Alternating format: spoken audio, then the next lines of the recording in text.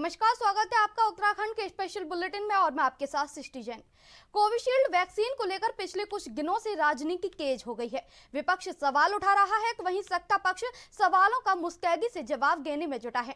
इस बीच विशेषज्ञ डॉक्टर लोगों से पैनिक ना होने की अपील करते हुए नजर आए। दरअसल यूके की फार्मा कंपनी एस्ट्राजेनेका ने पहली बार लंदन के कोर्ट में स्वीकार किया कि उनकी कोरोना वायरस के खिलाफ लगने वाली कोविड वैक्सीन के दुर्लभ मामलों से गंभीर साइड इफेक्ट्स हो सकते हैं, जिसके बाद इस पर सियासत गर्मा गई। साथ ही राजनीतिक दल एक दूसरे पर आरोप प्रत्यारोपण करते हुए भी नजर आए।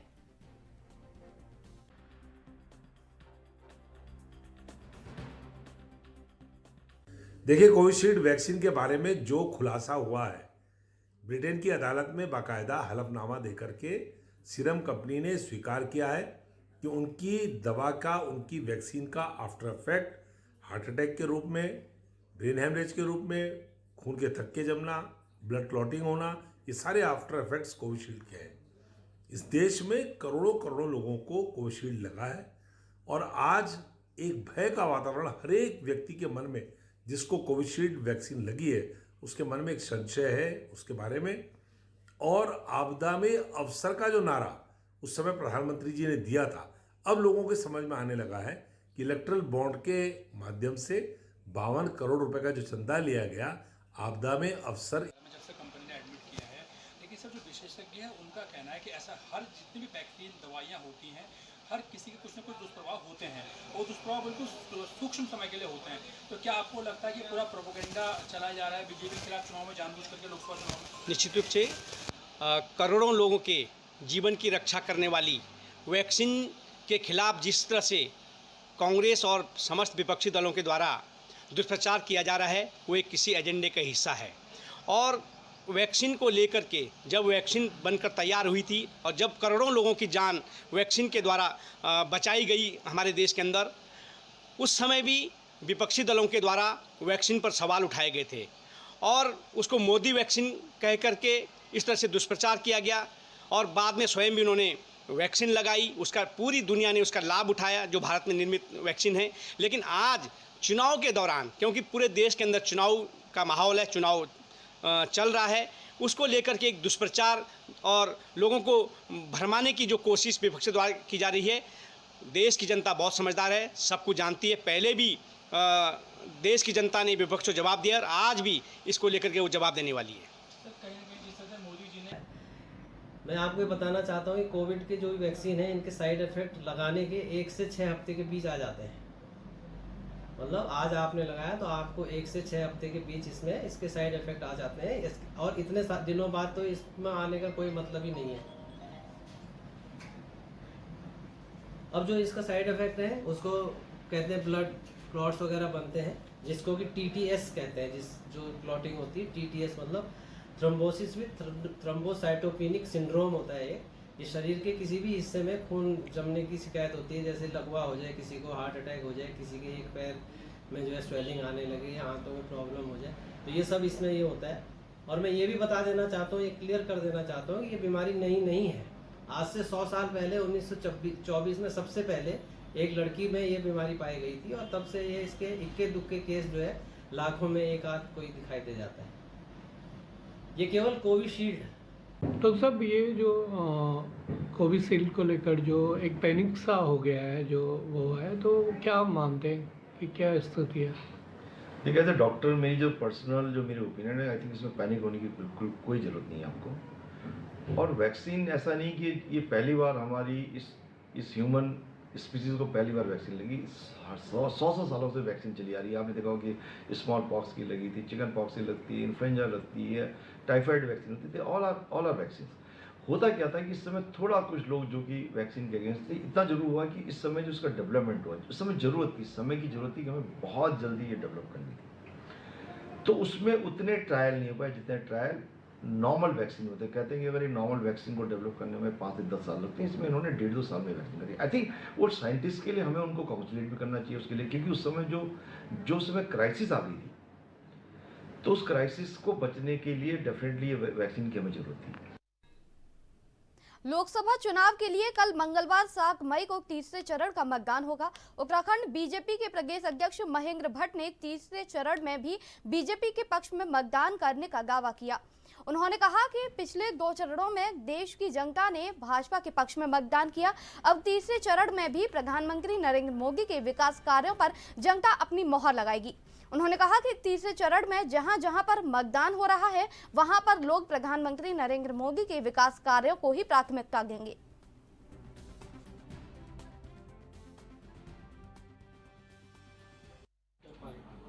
देखिए, पहले 2 चरणों के बाद ही हमारे राष्ट्र नेतृत्व ने स्पष्ट कर दिया है, हमारे राष्ट्रीय अध्यक्ष जी ने, हमारे जो राष्ट्र नेतृत्व उन्होंने कहा है कि जो लक्ष्य लेकर, जो नारा जनता का था 400 पार, उन लक्ष्य को हम बढ़ रहे हैं और जनादेश हर क्षेत्र में भारतीय जनता पार्टी पक्ष में है। और विश्वासपूर्वक कह सकते हो तीसरे चरण का मतदान जिन भी क्षेत्रों में हो रहा है वहाँ भी मुख्य रूप से विकास को ही लोगों ने आधार माना है और विकास मोदी जी के शासनकाल में जो हम सबको दिखाई देता है उसका नतीजा है कि आज जनता का नारा 400 पार ये सार्थक हो रहा है। मुख्यमंत्री पुष्कर सिंह धामी ने चारधाम यात्रा की समीक्षा करते हुए कहा कि यात्रा के शुरुआती 15 दिन हमारे लिए बेहद चुनौतीपूर्ण होंगे। इसके लिए सभी विभाग अपनी तैयारियां कर लें।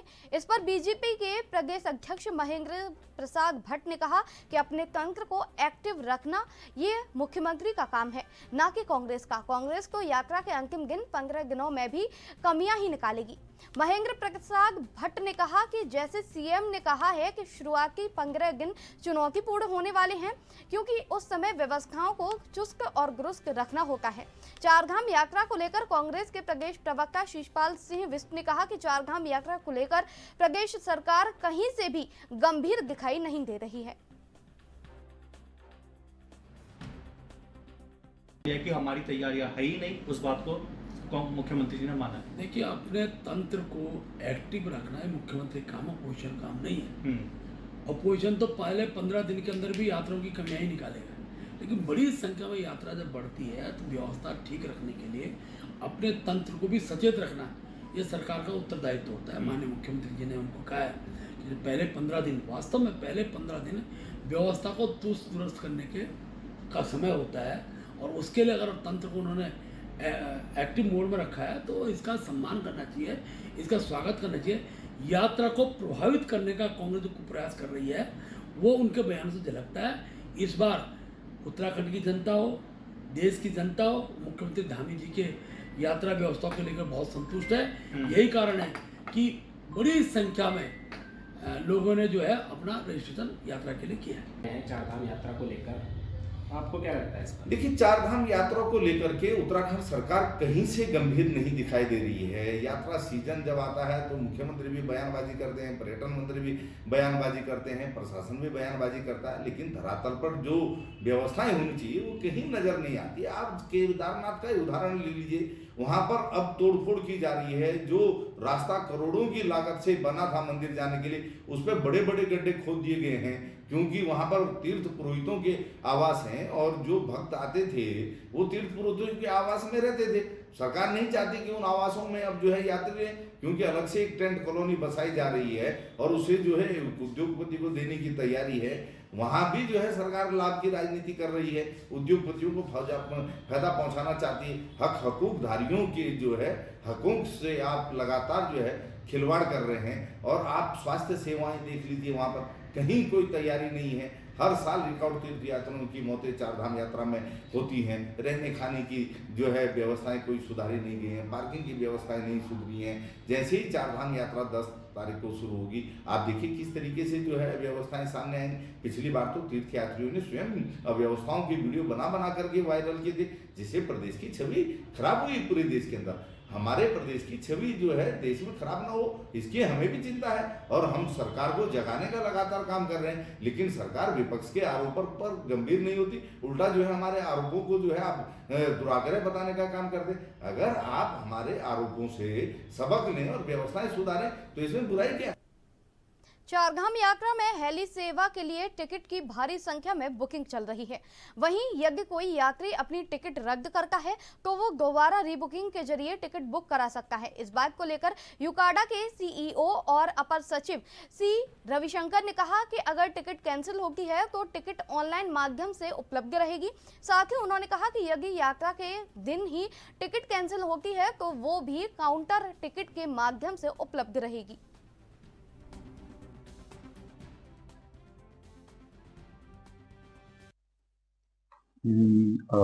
Actually, heliyatra.irctc.in में जो है टिकट्स सेल होता है, उसमें अगर कोई टिकट्स कैंसिल होता है बीच में, वो टिकट्स ऑनलाइन में अवेलेबल रहेगा। उसी वेबसाइट के माध्यम से ही आपको बुकिंग करना है। इन केस लास्ट मिनट में अगर डे ऑफ जर्नी में जो है अगर कैंसिलेशन होता है, वो जो है काउंटर टिकट्स के माध्यम से भी वो टिकट्स मिल सकता है। तो इस पे जो है जो कैंसिलेशंस पहले से जो जर्नी का पहले दिन का जब तक कैंसिल होता है, वो जो है आपको ऑनलाइन में मिलेगा। अगर उसी दिन कैंसिल होता है जिस दिन आपको ट्रैवल करना, तो उस दिन का अवेलेबिलिटी जो है ऑफलाइन में भी भेजा सकता है। आगामी 10 मई को बाबा केदारनाथ के कपाट खोले जाएंगे। इसके लिए विधि विधान से पूजा अर्चना के साथ बाबा के पंचमुखी चल विग्रह उत्सव डोली निज धाम के लिए रवाना हो गई। इस दौरान सैकड़ों की तादाद में श्रद्धालु मौके पर मौजूद रहे और बाबा केदार के जयकारों से माहौल गुंजायमान रहा। इसके लिए ओंकारेश्वर मंदिर को 8 क्विंटल फूलों से सजाया गया। सोमवार को डोली यात्रा रवाना होने के बाद अब डोली यात्रा का पहला पड़ाव विश्वनाथ मंदिर गुप्त काशी है। रुकेंगे एक छोटे से ब्रेक के लिए। आप बने रहिए हमारे साथ, देखते रहिए ANB न्यूज।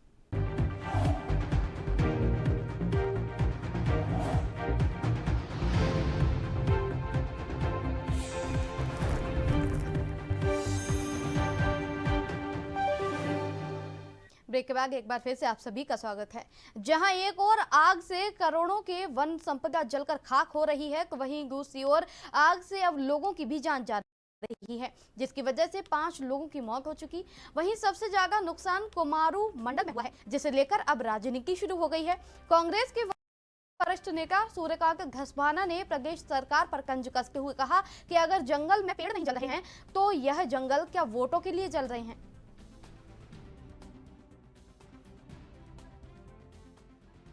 आदमी हताहत हो गए भाई, वन्य जीवन तो छोड़ दिए। ये झूठों की सरकार है, ये केवल और केवल झूठ बोलते हैं। जंगल की आग के बारे में भी ये संभव है, जिस प्रकार से आपके चैनल आग दिखा रहे हैं, जिस प्रकार से समाचार पत्रों में फोटो छप रहे हैं, जिस प्रकार से हमारे पास पार्टी के तमाम लोग, जिम्मेदार लोग, नागरिक, आम नागरिक हमें फ़ोन कर करके बता रहे हैं। कल तो आपको मालूम है किस तरह से वहाँ कुमाऊं मंडल में आग फैली है, आबादी में चली गई, मंदिर और धर्मशालाएँ जल रही हैं, मकानात जल रहे हैं। अब आप कह रहे हैं कि कोई हताहत नहीं हुआ। अब वो इतने मतलब 1,500 हेक्टेयर जंगल में आग लग गई और वन के अधिकारियों ने सारे जानवर गिन लिए कि सांप, नेवला, बिच्छू, पक्षी, बाघ कुछ नहीं मरा जंगल में। शर्म की बात है। ये अपनी नाकामियां छुपाने के लिए इस तरह से बेशर्मी से झूठ बोल रहे हैं। हम ईश्वर से प्रार्थना करते हैं कोई हताहत ना हो, लेकिन ये संभव है क्या 1,500 हेक्टेयर जंगल जल जाए और वन्य जीव का नुकसान ना हो और पेड़ ना जलें? तो जंगल क्या हुआ? जंगल काहे का जल रहा है? जंगल किस चीज़ का जल रहा? वोटों का जंगल तो जल नहीं रहा। जंगल काहे का जल रहा है? ये जंगल की आग इस समय राज्य के आपदा प्रबंधन की पूरी कलाई खोल दी है इसने। और मैं पूछना चाह रहा हूं कि आज तक राज्य के आप कलेक्टर्स को बोल रहे हो, आप SDM को बोल रहे हो, आप बीट अफसर और फॉरेस्ट के अधिकारियों को बोल रहे हो, आपदा प्रबंधन सचिव को कोई क्यों नहीं बोलता, क्यों नहीं हिम्मत करता? किसी के अंदर हिम्मत क्यों नहीं है इस बात की? कहाँ है आपदा प्रबंधन सचिव? कहीं आपको फील्ड में दिखाई दे रहा है फायर ब्रिगेड के साथ? कोई इसकी रिस्पॉन्सिबिलिटी है कि आपने 4 महीना पहले फॉरेस्ट फायर के लिए तैयारियां क्यों नहीं करी? शर्म की बात है। हल्द्वानी के सरकारी अस्पतालों में सस्ती और जेनेरिक दवाइयों को दरकिनार कर मरीजों को ब्रांडेड कंपनियों की महंगी दवा इंजेक्शन लिखने का खेल लंबे समय से चल रहा है। अब दवाओं में कमीशन के इस खेल से जानवर भी नहीं बच पा रहे। जी हां, आपके पसंदीदा ANB न्यूज ने हल्द्वानी के राजकीय पशु चिकित्सालय में डॉग वैक्सीन के नाम पर चल रहे खेल का बेनकाब किया। हमारे स्ट्रिंग ऑपरेशन में पशु चिकित्सालय हल्द्वानी में लंबे समय वैक्सीन घोटाले की परत दर परत खुलकर सामने आ गई। देखिए हल्द्वानी से हमारे संवाददाता अमित चौधरी की एक खास रिपोर्ट।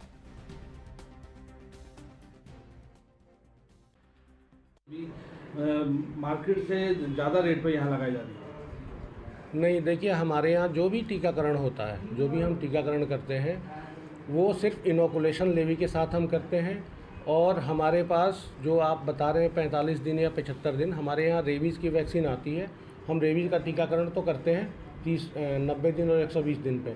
जो 45 दिन 75 दिन का अगर कोई ऑनर ले आता है, हमारे पास उसका रिकॉर्ड भी है, हम उसकी एंट्री भी करते हैं। अगर लगाता है तो 40 रुपये हम शुल्क के साथ, इनोकुलेशन लेवी के साथ हम उसका टीकाकरण कर देते हैं। बाकी जो भी मार्केट से ला के लगाने का जो आप बता रहे हैं, वो हमारे यहाँ बिल्कुल भी नहीं है। कोई हमारे यहाँ नहीं लगाया जाता। खुद मेरी बात मुझसे कहा गया 550 रुपये का, मेरी माता जी आई तो उनसे 500 रुपये लिए गए।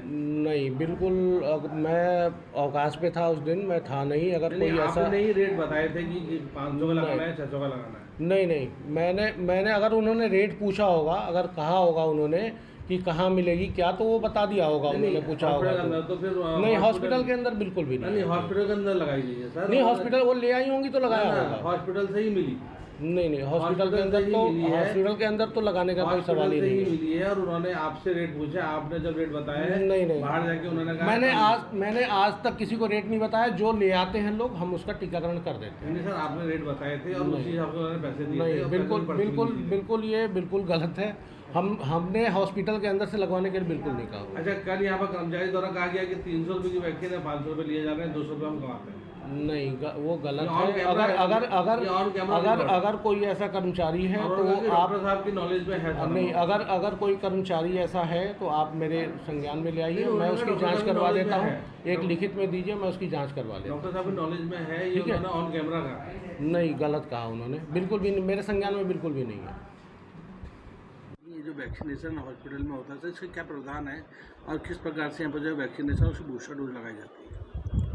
वैक्सीनेशन की अगर बात करेंगे तो जो लार्ज एनिमल्स होते हैं, जैसे गाय, भैंस वगैरह, और घोड़े हो गए, बकरियाँ हो गई, छोटे एनिमल्स में, तो इसमें हमारे जो है भारत सरकार के जो निर्देश आते हैं, उस हिसाब से जो FMD है, LSD की बीमारी है और कुछ बीमारियाँ हैं, तो वो फ्री ऑफ कॉस्ट जो है डोर स्टेप पे टीमों के माध्यम से उसका तिथि और समय निर्धारित होता है, तो ये लगाया जाता है पशुपालकों के लिए। और अगर आप कुत्तों की बात करते हैं तो कुत्तों में एंटी रेबीज़ का वैक्सीनेशन हमारे यहाँ से फ्री होता है। सर, कुत्तों के लिए सर ये इसमें जो एंटी रेबीज़ से रिलेटेड है वो सब फ्री रहता है हमारे वैक्सीन। और ये नहीं, वैक्सीन की ही जो बूस्टर डोज है, जो उसकी रेबीज़ की, वो भी फ्री ऑफ कॉस्ट है, और रेबीज़ का वैक्सीनेशन भी फ्री ऑफ कॉस्ट है। अगर आप दूसरे कुछ जो वायरल डिजीज़ेज़ होती हैं उनके वैक्सीनेशंस लगाए जाते हैं, वो प्राइवेटली वो लोग जो है डॉक्टर्स से बात करके उसको लगवाते हैं। कौन सी वैक्सीन की बात करें? ये सर जो 45 डेज में डॉग को लगती है। तो रेबीज़ के अलावा अगर कोई लगती है, जैसा मैंने आपको बताया कि फ़िलहाल वो डॉक्टर्स लोग संभवतः उसे प्राइवेटली यूज़ करते हैं, बट अगर ऐसी कोई बात है तो मैं इसमें जनपद के मुख्य पशु चिकित्सा अधिकारी से बात करके जांच करवाएंगे। जांच के बाद जो भी इसमें कार्रवाई होगी या जो भी दिशा निर्देश देने होंगे अपनी अधीनस्थ संस्थाओं को, वो हम देंगे। तो वो जो जनपद के मुख्य पशु चिकित्सा अधिकारी हैं, वो अपनी जांच में इन सब चीज़ों पहलुओं को कवर कर लेंगे। उनको 45 डेज वाली जो वैक्सीन है और बूस्टर डोज में वहाँ पैसे हॉस्पिटल के अंदर ही लिए जा रहे हैं बिना किसी अनुमति के, और उसको कहीं ना कहीं कमीशन का खेल लंबे समय से चल रहा है। मेरे द्वारा स्ट्रिंग ऑपरेशन भी किया गया है, उसमें साफ कर्मचारी उसमें पैसे लेने की बात करते हुए नजर आ रहा है। अभी ये मैटर आया है मेरी नॉलेज में कि इस तरह का पशु चिकित्सालय में कुछ अनियमितताएं करी जा रही हैं पशुओं की वैक्सीन को लेकर। तो मुख्य पशु चिकित्सा अधिकारी से मैंने बात की है, वो अपने स्तर से भी एक इन्वेस्टिगेशन इसमें करेंगे और हम अपने लेवल से भी एक इंडिपेंडेंट टीम गठित करके जो भी चिकित्सालय में इस तरह की अनियमितताएं हो रही हैं, जो दोषी पाए जाएंगे उन पर कार्रवाई करेंगे। हम जनपद में जो भी इस तरह के पशु चिकित्सालय हैं जहां वैक्सीनेशन वगैरह का काम होता है, तो सभी जगह हम लोग इसको चेक कराएंगे संबंधित विभागों की टीमों के माध्यम से। अगर कोई इस तरह की अनियमितता वहाँ पाई जाती है, जो दोषी लोग होंगे उन पर कार्रवाई करी जाएगी। उत्तराखंड के स्पेशल बुलेटिन में बस इतना ही। मुझे दीजिए इजाजत। देखते रहिए ANB न्यूज़।